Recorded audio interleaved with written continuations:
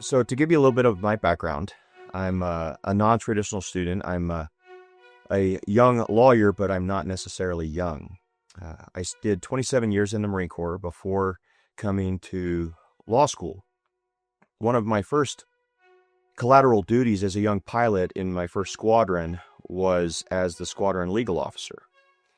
And I guess since that time, I've had an interest in the law.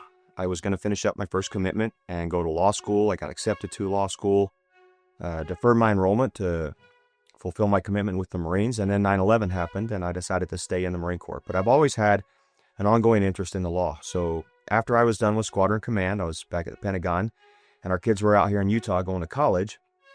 I decided that now was a good time to retire and go to law school.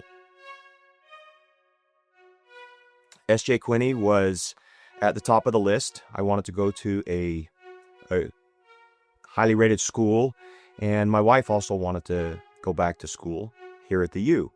So I applied, and as soon as Reyes Aguilar gave me a phone call, I went in the next day and dropped my retirement papers and came out here to Utah. I wanted to come to the U because I think it was, one, well connected with the local community, and we wanted to stay here in Utah. This is where our family's originally from, even though we didn't grow up here. My last year of law school, our three sons, my wife, and I were all college students. And that's kind of why I came here to the U. I thought it was a great school and had good connections with the community where we wanted to stay after I was done with law school.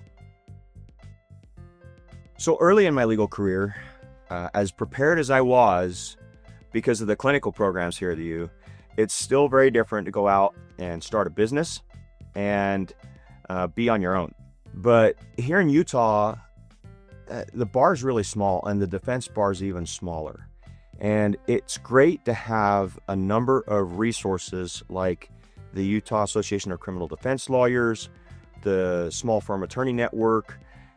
There are so many people that I could reach out to and say, hey, I've got this situation. Do you have a brief on that? Have you done this before? Here's what I've got. How do I deal with that? And if you're not a jerk to your peers, they will bend over backwards to help you. So as I came across challenges for new cases and new situations, there's been a lot of people through the networks that you start when you're here at the law school to be able to reach out and get assistance on how do I deal with this situation.